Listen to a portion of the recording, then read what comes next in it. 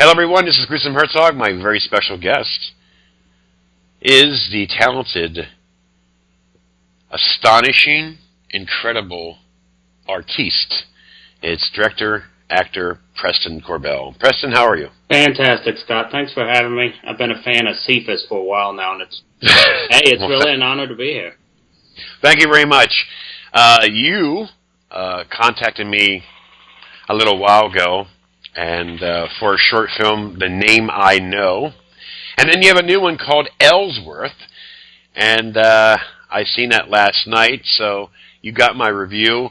But let's start in 2014. Nitrous, is that what it's called? Yeah, back in the day, or I guess 2 years ago.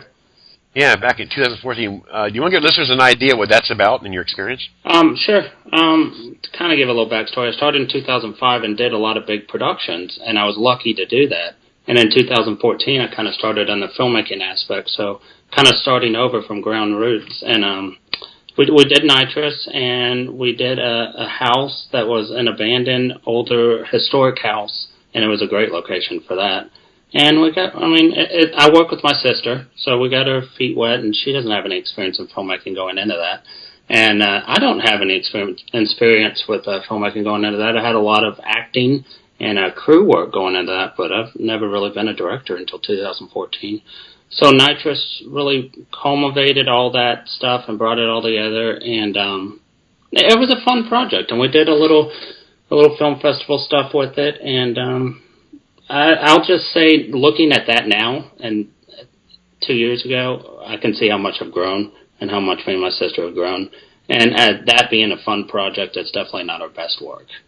I do want to see it, though. I do want to check it out. Absolutely. So, I want to give a shout-out here. Chelsea Corbell, I love you, too. But, you are we'll get into it, but you're a fascinating filmmaker.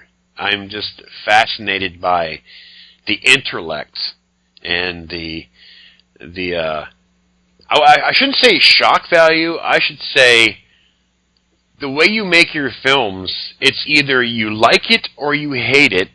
It's fuck you. This is my mindset. This is what I want to do. So take it or leave it. I couldn't agree. And that is an incredible thing about you that I find fascinating. So congratulations on that. Thank you, sir. But Nitrous, I do want to see. Is that available anywhere on YouTube? Yeah, it's on YouTube. So I'll send you the link right afterwards. I'll definitely check that out. I do want to mention that you were in one of my favorite Cabin Fever films. I loved Cabin Fever 2, Spring Fever. You're one of the few. No, it was fun to work on. I don't care what people say. I like that film because it was... The first one was all right. I mean, I like 2 better. And that sounds weird me saying it, but I do. I think 1 was a little bit boring, but 2 I found fascinating. 2, the thing I will say is I got to work with Ty West, who now has done a lot of big movies, but back then he didn't do anything. And no one really knew who he was, so that was really cool to be hands-on, and he wasn't all full of himself. Not that he is now, but he definitely wasn't back then, so that was great to be a part of that. Sweet. The next one is a short film that we just went through a Super Bowl, that we have a big-mouth quarterback of the Carolina Panthers who is disgusted after the game, the press conference that he did, act like a little 6-year-old. Yeah. And walk away like a little bitch. So, but the short film here, I had to say that, by the way. I was going to get to my word. But the short film that I want to talk to you about is called A Bucket List Super Bowl in 2014. Wow, yeah. A once-in-a-lifetime trip to the coldest Super Bowl ever in New York City, directed by Preston Corbell. Released February 5th, 2014, starring Preston Corbell as Preston and Michael Corbell as Michael. There you go. Nice intro? That was great. Now, the fun thing about that is first cold weather Super Bowl. Me and my dad went to New York and just got a GoPro and decided to make a movie out of it. That's brilliant. Yeah. See, the thing that I can say about you is, prime example here. I mean, a lot of filmmakers do make short films or not basically based off of their experiences in life, but the ideas that you come up with, I'm just totally blown away by it, because The Name I Know is coming up very soon, and that is very realistic to society today. So you are like you help society. Do you know what I mean? You know what I'm saying? Football fans who went to a game with their father. It doesn't have to be the coldest game ever played, but the idea and concept of a father and son going to a football game. Absolutely. And it carries off to other people in their lives. Free. Well put. To kind of go on The Name I Know, that was the first time I really opened up about my struggles with depression. And I wanted to open up in a way that was raw, and that people who do go through that, or people that don't know much about it, can see it for what it is. And like you were saying earlier, it's definitely not something everyone wants to see, or that everyone's going to like. So it's either take it or leave it. But I've had very positive feedback, not from a filmmaking aspect, from people who have struggled with mental illness and how real it was. So that means so much to me. Well, the reason why that film, I don't quite remember word for word in my review anymore. I mean, again, I'm human. But the power of depression is so rampant in my family. I have 2 sons and a daughter that gets it. And you combine that with bipolar, it's a mess. I mean, anything can set them off. That's the bipolar part. And if they get out of bed and their mind, there's something wrong, that's depression. And then it's scary. It's very scary. I mean, they're in their 20s now. I look after them still. That's what a parent does. Because depression is no joke. It's not. It's a serious disease. It leads to a lot of deaths all over the world. And I admire you for telling your story, showing your journey, and dealing with the issues, making it, hey, look, I have it. Again, Preston, you have no idea how many people you've touched in just 2 short films alone. That means a lot to me. Thank you for saying that. But I understand. I mean, you probably don't hear it that often, but The Name I Know is a film that really, really brought me to understand that what you're trying to do and what you're going through. Not that I have depression, but I deal with depression. Just hearing that is great, and it brings up a lot of emotions for me, because that was really my story in 6 minutes. But the one thing I can say is depression kills, and it is as serious as a chronic illness, and it doesn't need to be overlooked. And right. Hopefully I did that with the film. And a lot of depression leads to alcoholism, leads to drug addiction, leads to suicide. Absolutely. And a lot of this young generation today don't understand. They probably won't understand this film because unless they have or know someone that has depression. Right.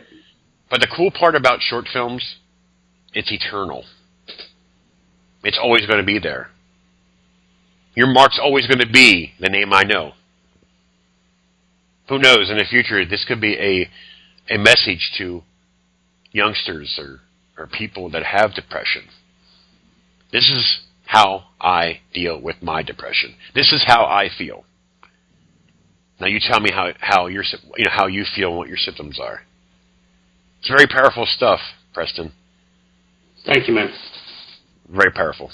I'm just very passionate about you for your work, of what you've accomplished and what you've done, and you are. There's a lot of filmmakers, short films that I've watched over the years that let's make a movie, a horror movie. Let's just make one.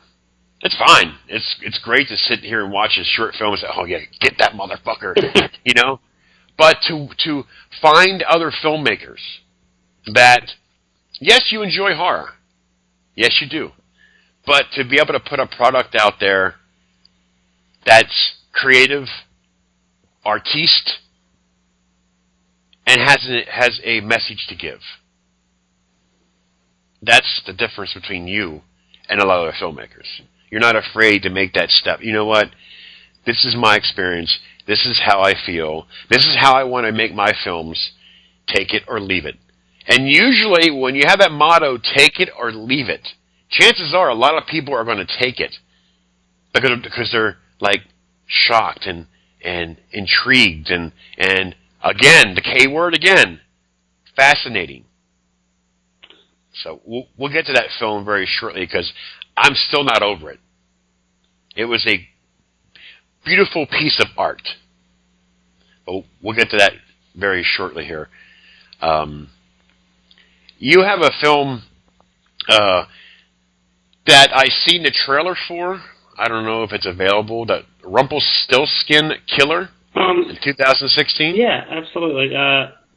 We just haven't released it. I mean, there's nothing really holding us back. We just need to go ahead and release it. But that story has so much in 6 minutes. Idiot feature film, and we were thinking about adapting it to that. But yeah, we'll release the short pretty soon. I got a brilliant idea for you, Bubba. Yeah? Won't you put Ellsworth and Rumpelstiltskin on the same disc to a 2 short film DVD release in the future? Scott, you're a genius.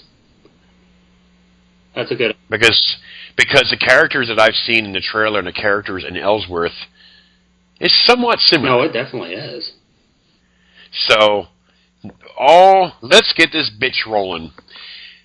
You sent me a link to watch Ellsworth. Now, I watched the trailer. Ellsworth is about a guy who's stuck in the train. And what's so fascinating about this film, I don't want to give too much away because people have not seen it, is the things that he does in boredom. A phone. I love I got to be careful how I don't want to blow it out. I don't want to say too much, but you're a man of a few words. Yeah. I've never seen a film with hardly any dialogue.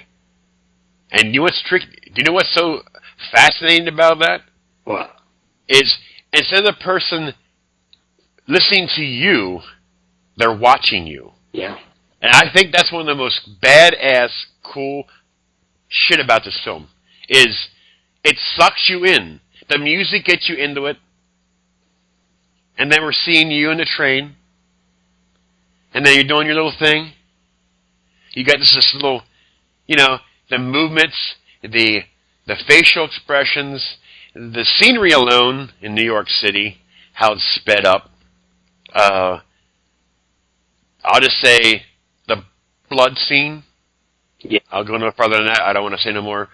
But that is, to me, and anybody out there that wants to disagree with me, fuck you. Because you don't know what fucking filmmaking is. You have no idea what artiste is.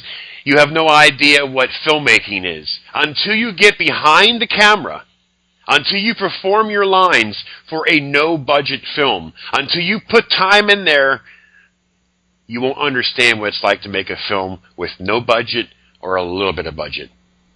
So, that being said, before you go in here and watch this film and call what you want to say, think. How about you make a film and let's see what you can do? Amen. So that being said, on my rant there, I know a lot of filmmakers, a lot of reviewers out there, that all they want to do, they think they want to be the Howard Stern of the review business. They think that they're entitled to trash a film. Are you getting paid to trash that film? No, you're not. You know what I mean? There's like 18,000 million trillion reviewers out there now compared to when I started back in 2010. But my motto is, if I don't like a film, I do not review it. Because why am I wasting my time reviewing a film I do not like? That is awesome. And I've always been that way. But this film has hit me so hard. It is for someone who puts their heart, puts their experience, puts their mind to make something, and it's remarkable. I've never seen any film, short film, period, with no dialogue, because it sucks you in. If I can't hear you talk, that's going to force me to watch what you are doing. And I know what your game plan was, and it's fucking brilliant. I was just about to say, if I step back and I look at a film with no dialogue, one actor, and a whole bunch of music, who's going to watch that? But as you watch it, you're watching the man go through the motions. You're getting involved in the story. Your imagination has to go, instead of worthless dialogue. There's nothing wrong with dialogue, but you can see the story develop in your mind and you can follow it. And that's really what I was trying to get. That's exactly what you did. Thank you. I mean, I was a celebrity guest up in the Parafest in 2013 in Bethlehem, PA, where he actually made a trip from North Carolina just to come and meet me up at Bethlehem. So we spent a day together. He's a really good dude. And my grandson adored him. So, Kevin, you are the man. If you listen to this interview, you keep up the good work and keep going to being a great friend. Kevin's amazing. He's given me words that help made Ellsworth and helps keep me going. He's an amazing friend. Yes, he is.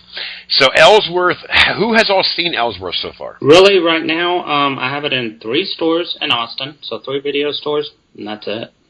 I really don't. I'm trying to get it on a streaming service, but other than that, no one. Wow. And as far as reviewers? You. Really? Yeah. Are you worried about what they... I mean, you know from reviewers in the past, you have an idea of what their tastes are, correct? Yeah.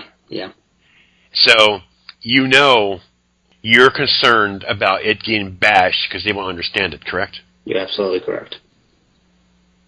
Well, I got news for you, Bucky. If they want to see it and they want to bash it, send them my way. I'll take care of the situation. Because I want to tell you something. In order to be a successful filmmaker, Preston, I don't need to tell you this, but maybe you need to hear it from a veteran of this industry, per se, of reviewing films. People are going to be contacting you once they figure out that Gruesome Herzog has watched your film. People are going to want to watch your film because they want to disagree with Gruesome Herzog. That's the fact of life. I've done it for 5, almost 6 years now, and I get it all the time. So my whole point is, people don't always agree with what I like. It's just a fact of nature. But what you need to do is take that next step and say, you know what? I'll take the grief. I'll take it if they don't like it. But you remember one thing, Preston. Just remember one thing. People who understand your quality of work, people who understand what you're trying to do there, will understand. The ones that don't like it are complete buffoons. You're not going to please everybody. You're not. You're right. But you understand what I'm saying.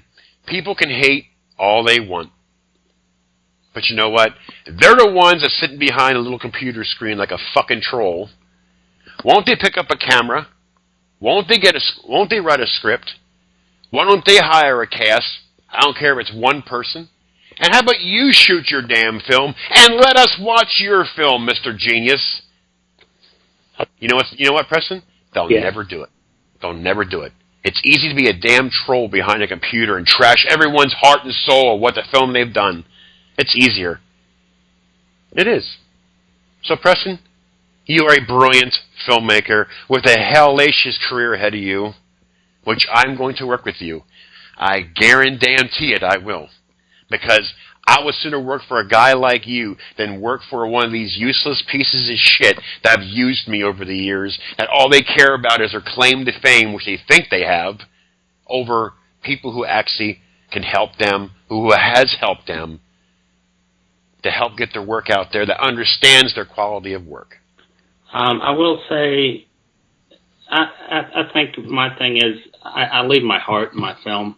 I am my film. So I know it's kind of so crazy and off the wall. I don't know how it's going to be viewed. But, like you're saying, people are going to be trolls. Yes, you're going to have them. You're going to have them. You need to get yourself out there. You need to get that thing submitted in some film festivals. If they reject it, so be it.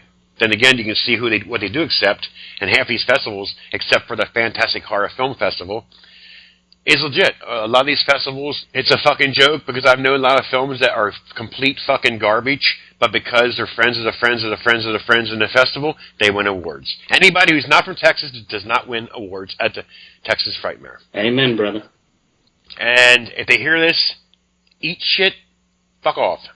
Because I know a lot of films that's outside of Texas that are way better than any film that won an award in that festival has not gotten it because they're either from Pennsylvania, Virginia, Maryland, Delaware, but you got to be in Texas to win it. It's a joke. And this interview's about you, but I just want to show my appreciation for the quality of work that you've done. It needs to be seen. I just want to sincerely say thank you for helping us out, and thank you for giving us your honest opinion. Yeah, I have nothing to lie about. People can see. You also got to realize too. I'll just say one more thing about people, these trolls. I know numerous times that if I interview somebody after I reviewed their film, they're less. What I'm saying is, they'll say, "Oh, the reason why Scott likes that film is because he's interviewing him," or whatever. So, people who say that are just envious of my talent. They can't handle it. Get out of the kitchen, you fool! But, Ellsworth is an amazing piece of work. It really is. I didn't think that when it first popped on, I was a little confused. That gnome. Right? It's funny, though. It's funny. I love that, by the way. Then when I started watching, I'm thinking, oh, I know what he's trying to do. Because I noticed that there was no dialogue and a lot of music. I said, oh, shit, this is fucking cool. The camera's going over the wall of the Bay of New York, and the music's going, I said, dude, I love this. I'm not a fan of that rappy stuff, but... Hey, it gets you pumped up, though. Exactly. I mentioned in my review. Exactly right. I liked it because then it viewed over. Then it goes into that subway train. I'm thinking, is that subway train, does it actually work, or is it like from the Planet of the Apes? It was so fucked up. I was thinking of the Planet of the Apes. Oh, God, that's so great. See what I mean? I was focused on you and your surroundings. Yeah, and your mind goes wild. Yes. But, anyways, you and Sis are doing some great work. I appreciate it. And tell Sis I love her to death. Tell Mama I love her, too. Oh, man, they were raving yesterday. My dad texted me, oh, man, that guy's effing awesome.